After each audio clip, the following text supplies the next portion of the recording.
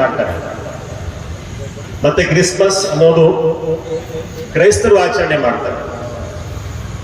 ಆದ್ರೆ ಇದು ರಾಷ್ಟ್ರೀಯ ಹಬ್ಬ, ಯಾವುದೇ ಧರ್ಮಕ್ಕೆ ಸೀಮಿತವಾಗಿಲ್ಲ, ಯಾವುದೇ ಜನಾಂಗಕ್ಕೆ ಸೀಮಿತವಾಗಿಲ್ಲ. ಭಾರತ ದೇಶದಲ್ಲಿ ಹುಟ್ಟಿರ್ತಕ್ಕಂತಹ ಪ್ರತಿಯೊಬ್ಬ ನಾಗರಿಕ ಇದನ್ನ ಆಚರಣೆ ಮಾಡ್ತಾನೆ. ನೀವೆಲ್ಲ ನೋಡಿರ್ಬಹುದು ವಾಟ್ಸಪ್ ಅಲ್ಲಿ, ಇನ್ಸ್ಟಾಗ್ರಾಮ್ ಅಲ್ಲಿ. ಇವತ್ತು ನಾನು ನೋಡಿದೆ ಪ್ರತಿಯೊಬ್ಬರ ಸ್ಟೇಟಸ್ ಅಲ್ಲಿ, ಅವ್ರು ಮುಸ್ಲಿಂ ಆಗಿರ್ಬೋದು, ಕ್ರಿಶ್ಚಿಯನ್ಸ್ ಆಗಿರ್ಬೋದು. ಯಾಕಂದ್ರೆ ನಮ್ಮೆಲ್ಲ ಸಹಪಾಠಿಗಳು ಹಿಂದೂಸು ಇದ್ದಾರೆ, ಬ್ರಾಹ್ಮಿಣ್ಸು ಇದ್ದಾರೆ, ಕ್ರೈಸ್ತರು ಇದ್ದಾರೆ. ಎಲ್ಲರ ಸ್ಟೇಟಸ್ ಅಲ್ಲೂ ಕೂಡ ಅಷ್ಟೇ happy republic day, happy republic day, ಗಣರಾಜ್ಯೋತ್ಸವ ದಿನಾಚರಣೆಯ ಶುಭಾಶಯಗಳು ಅಂತ ಅಂದ್ರೆ ಸಂತೋಷವನ್ನ ವ್ಯಕ್ತಪಡಿಸ್ತಾ ಇದ್ದಾರೆ. ಒಂದು ಹಬ್ಬದ ತರ ವಾತಾವರಣ ಕಾಣ್ತಾ ಇದೆ. ಇದರಲ್ಲಿ ಯಾವುದೇ ಜನಾಂಗ ಇಲ್ಲ, ಯಾವುದೇ ಧರ್ಮ ಇಲ್ಲ, ಯಾವುದೇ ಭೇದ ಭಾವ ಇಲ್ಲ. ಆದ್ರೆ ನಮ್ಮಲ್ಲಿ ಎಷ್ಟೊಂದು ಸಾರ್ವಭೌಮತೆ ಇದೆ. ಆ ಸಾರ್ವಭೌಮತೆ ಅನ್ನೋದನ್ನ ಇದನ್ನ ಎತ್ತಿ ಹಿಡಿತಾ ಇದೆ. ಒಂದು ಸಂತೋಷ, ಸಂಭ್ರಮ, ಹಬ್ಬದ ವಾತಾವರಣ ಎಲ್ಲ ಕಡೆ ಕಾಣ್ತಾ ಇದೆ. ಸೊ ಇದೇ ನಮ್ಮ ಸಂವಿಧಾನದ ಉದ್ದೇಶ. ಸೊ ನಮ್ಗೆಲ್ಲ ಗೊತ್ತೇ ಇದೆ, ಈ ದಿನ ನಮ್ಮ ಭಾರತದ ಸಂವಿಧಾನ ಆಚರಣೆಗೆ ಬಂದ ದಿನ.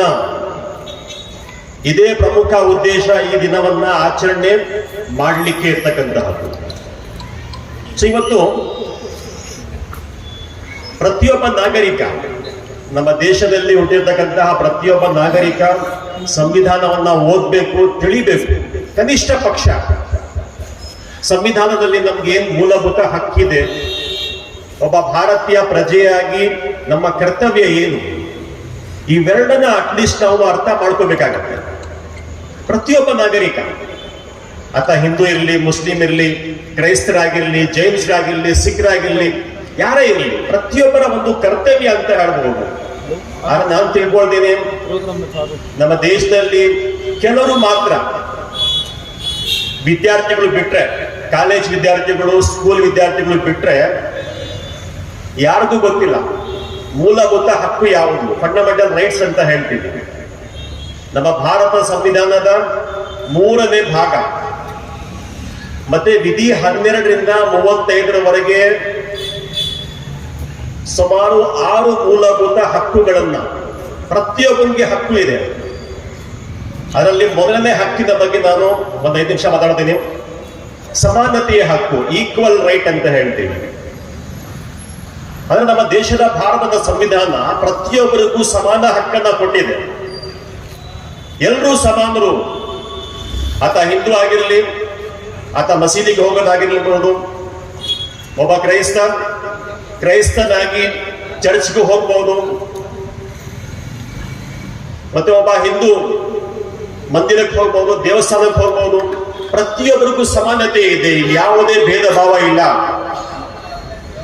ಆತ ಹಾಕ್ತಕ್ಕಂತಹ ವಸ್ತ್ರಕ್ಕಾಗಿರ್ಬೋದು, ಆಚರಣೆ ಮಾಡ್ತಕ್ಕಂತಹ ಹಬ್ಬದಲ್ಲಾಗಿರ್ಬೋದು, ಪ್ರತಿಯೊಬ್ಬರಿಗೂ ಸ್ವಾತಂತ್ರ್ಯ ಇದೆ, ಸಮಾನತೆ ಇದೆ, ಯಾವುದೇ ಭೇದ ಭಾವ ಇಲ್ಲ ಇದರಲ್ಲಿ.